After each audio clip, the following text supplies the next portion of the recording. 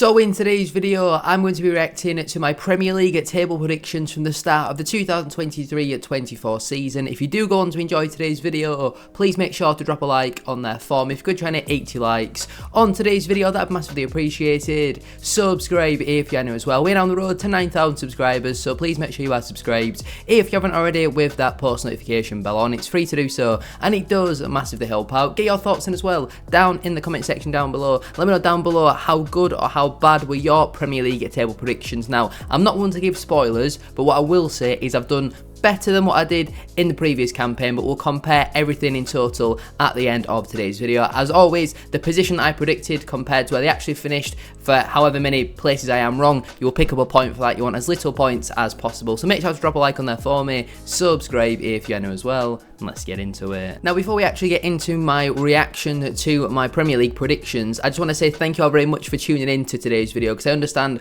at this moment in time the Euros are on, there's 3 games a day, people don't really have the time to be watching YouTube videos, but for those of you who are still coming back to the channel and tuning in every day, but at this moment in time I'm going to be uploading once every 2 days, or it's going to be somewhere around that rather than every day like what was prior to the Euros, just because there's not as much interest at this moment in time, and it doesn't really make sense just to be uploading videos for the sake of it when people can barely keep up with one every 2 days, if that does make sense. But let's get in then to my Premier League table predictions. In 20th position, I predicted Sheffield United. They ended up finishing in 20th, so I pick up 0 points from that. A really good start to my predictions, and obviously a prediction I am very happy with. I feel like it was kind of written in the stars though for Sheffield United. I think a lot of people would have probably had Luton Town bottom. I personally didn't believe that. I thought Sheffield United, you look at them losing and Sander Berger, and while I like the signing of Gustavo Hamer, they just simply did not do enough. Their squad was nowhere near Premier League quality. I think they're going to struggle next season as well in the Championship. I think they'll be between 14th and 18th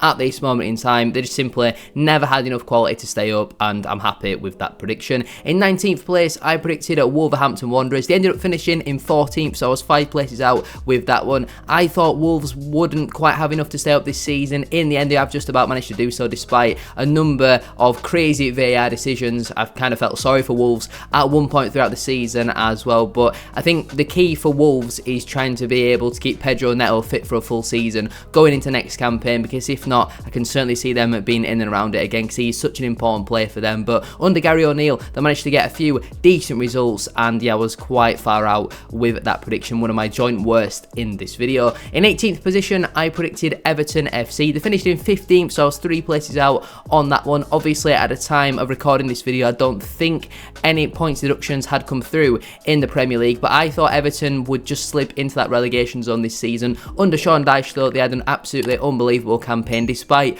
all of the points deductions, to finish in 15th and comfortably stay up in the end. I think you do need to give Dyche a lot of credit for that. At home, they were nearly impossible to beat. Defensively, they were brilliant. That partnership between Pickford, Tarkowski and Jarrad Branthwaite as well was absolutely excellent throughout the full campaign, and I thought Everton would go down. In the end, they have managed to survive, and pretty comfortably, in all honesty. In 17th position, I predicted Luton Town. They ended up finishing in 18th, so I was 1 place out on that one. I thought they'd just about have enough to stay up, and it looked like at one point they would, but towards the back end of the season, they just kind of fell away, didn't they? And they just didn't quite have enough. They had some good players. I feel like Carlton Morris, Elijah Adebayo had 2 solid seasons for their first time in the Premier League. Ross Barkley in midfield as well, absolutely excellent. Even Kaminsky in goal, I did think had a good season. I backed Luton to stay up. Unfortunately, they were unable to do so, and they'll be playing Championship football again next season. In 16th place, I predicted Burnley FC. They ended up finishing in 19th, so I was 3 places out with that one. A lot of people probably had Burnley to finish in and around mid-table, and I didn't quite see that. I thought they'd be in and around a relegation battle, but it wasn't really much of a relegation battle. They were kind of relegated from game week 5, very similar to Sheffield United. Didn't really compete throughout the majority of the season. Vincent Kompany too stubborn to change his style of play, but because he plays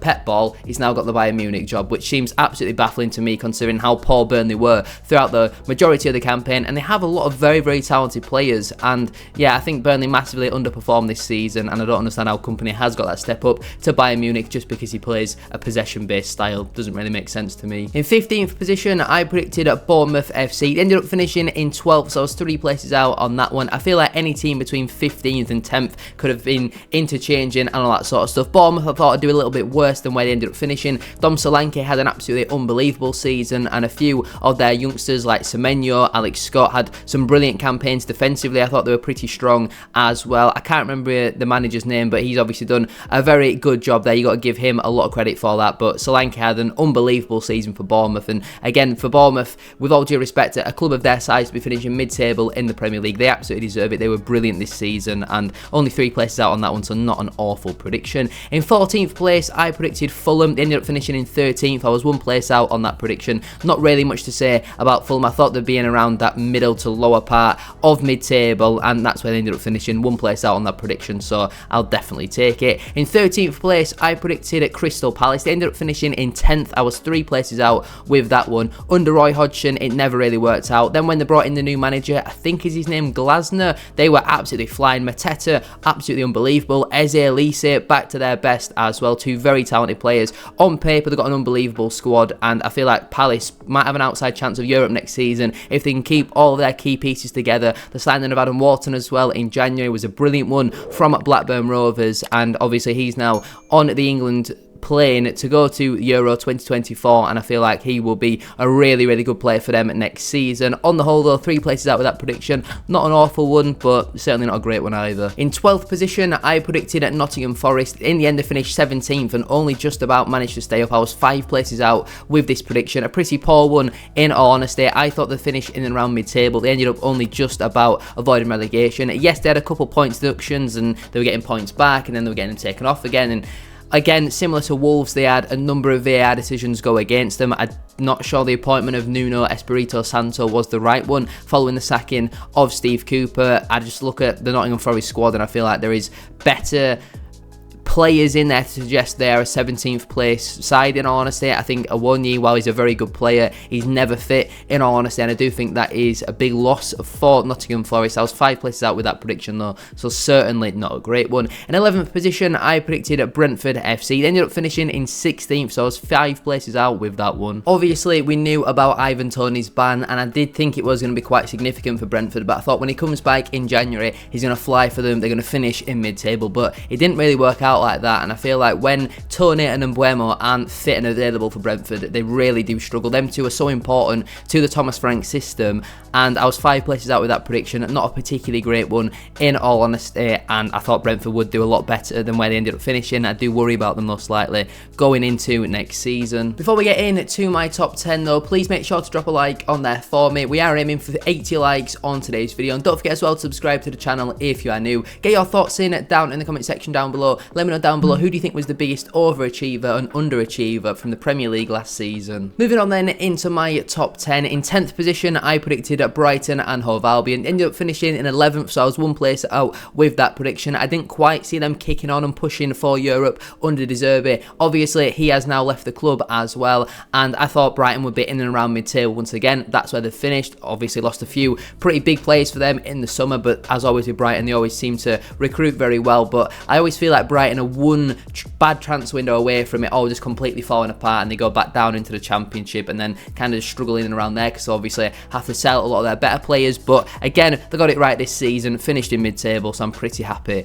with that prediction. In 9th position, I predicted at West Ham United. They ended up finishing in 9th, so I pick up 0 points for that one. Another prediction I've got absolutely spot on, which is a prediction I am very happy with, in all honesty, because West Ham, obviously they've had a few really strange seasons where they nearly got relegated but won the Conference League, I do believe, or was it the Europa League? One of the two anyway. I think it was the Conference League. And then this season, I thought West Ham a bit in and around challenging for Europe, but not quite get into it in the end. Obviously, David Moyes, I think, has done a really good job there. He has since parted company, though, with West Ham. I think they've brought in, is it Lopetegui, the former Wolverhampton Wanderers manager, which I think could be a solid appointment. They've got a lot of very talented players in there. It's just about keeping them fit and all that sort of stuff. I just feel like West Ham are 20-goal a season striker away. If West Ham sign Dom Solanke, I think they've got a real chance of pushing for Europe next season, but who knows what could happen with them. On the whole though, absolutely buzzing with that prediction. Into my top 8 then, where all the big boys come in. In 8th position, I predicted at Chelsea FC. It ended up finishing in 6th, so I was 2 places out with that prediction. Chelsea were in and around 6th to 10th for the majority of the season, but towards the back end of the campaign under Pochettino, I thought they really kicked on, and I feel like when you sign so many new players, it is going to take time for them to build that team team cohesion, and it felt like they finally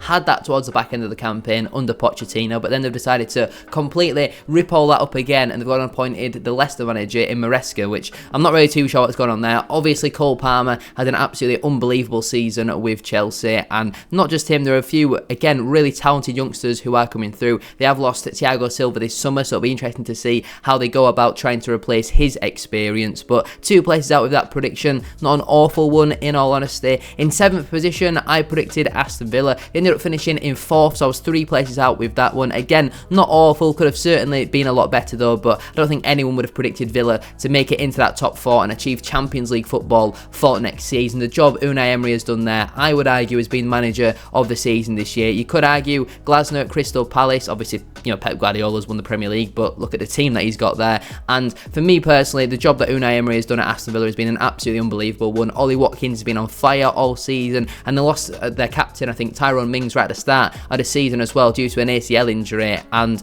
it's not really affected them. In all honesty, I think they've had a brilliant season, and to be 3 places out on that one, I'm not ashamed by it, in all honesty, because who would have had Villa in the Champions League at the start of the campaign? In 6th position, I predicted at Manchester United. They ended up finishing in 8th, so I was 2 places out with that one. They had an awful season, in all honesty. I don't really see what Ten Hag's style of play is. It kind of just seems to be pass the ball to Bruno and hope for the best, really, because obviously he is their best player, and they do have some other good talented players around him, but Ten Hag, for me, I'm not sure he's the right man for the job. I kind of give them a little bit of leeway because of the amount of defensive injuries they had last season. You had Casemiro and Johnny Evans playing as your 2 centre-backs in the Premier League for quite a number of games last season, and that just tells you about the problems that are going on at Manchester United. 2 places out with that prediction though, not the end of the world. In 5th position, I predicted at Tottenham Hotspur. They ended up finishing in 5th, so I'm really happy with that prediction. Again, another prediction where I pick up no points from that one. I thought Spurs wouldn't quite have enough to make it into the Champions League this season, but I feel like actually with how things are changing, doesn't 5th now get you in the Champions League? All these rules that are constantly changing, it's really hard for me to work out, but going off traditionally, I didn't have Spurs in my top 4 is basically what I'm trying to say. I think Postecoglou did a good job there. James Maddison's form post-injury, I feel like kind of killed them a little bit because he wasn't really the same player post October, was he? But there is still a lot of talent in that squad. I think they need to stick with Postecoglou. I don't think there should be any real question marks over whether he's the right man for the job. Losing Harry Kane was always going to be hard to replace, but I feel like the team on the whole are playing some really, really nice football at this moment in time, and I am really happy with that prediction. In 4th place, I predicted at Newcastle United. They ended up finishing in 7th, so I was 3 places out with that one. I didn't see Champions League football affecting them as much as what it did. Again, at the start of the season, they had so many injuries up until around December, January time, and even post that they had a number of injuries following. Tonali obviously getting that ban at the start of the campaign was a massive loss for them. Anthony Gordon, I thought, had a brilliant season. Isaac, whatever his name is one of the best strikers in the world. I think he's absolutely brilliant, and for me personally, I feel like if Newcastle maybe didn't have that injury to Nick Pope as well, then who knows where they could have finished. But 3 places out on that one. All things considered, I don't think it is an awful prediction. Into my top 3 then, in 3rd position, I predicted Arsenal. They ended up finishing in 2nd and actually ran Man City quite close to the Premier League title. I thought they'd kind of drop off a little bit this season with them having the Champions League and all that sort of stuff, but it didn't really affect them, in all honesty. Arsenal just don't quite seem to have it just to get over the line against Man City at this moment in time. In the big games, like what we saw at the Etihad when Arsenal went there and basically parked the bus for 90 minutes, I feel like they're sort of deciding moments and deciding factors in a title race, and to be 1 place out with that prediction, it's not awful, in all honesty. Into my top 2 then, in 2nd place, I predicted at Liverpool FC. They ended up finishing in 3rd, so I was 1 place out with that prediction. I thought they'd run Man City quite close this season, but again, a number of injuries, and I just feel like when Klopp announced that he would be leaving, he thought it would galvanise the squad, but it didn't really work out like that. They seem to be falling apart a little bit. Some of their better players like Salah, Van Dijk, getting on a little bit now as well. I feel like they've not got their recruitment right going forward over the last few years. Diaz and Gakpo don't score enough goals for me. Núñez, far too inconsistent, in all honesty. And I like the signing of McAllister. I thought he had a really good season in midfield. Quansah, I thought, had a really good breakthrough campaign as well. But on the whole, to be 1 place out with that prediction, it's not the end of the world. And in 1st position, I predicted Manchester City. They ended up finishing in first. Obviously, pick up no points for that one, a prediction that I am very happy with. But I feel like while Pep is at Man City, to not predict them to win the league would be very silly. While they've still got the likes of De Bruyne, Haaland, Bernardo Silva, Phil Foden had an unbelievable campaign as well. Jeremy Doku, I thought, had a decent breakthrough season. Rodri, the best midfielder in the world. John Stones, Ruben Diaz, the list goes on with the amount of quality that they've got in that side. Even though Ederson had about 19 million injuries this season, Ortega is a very good backup goalkeeper as well.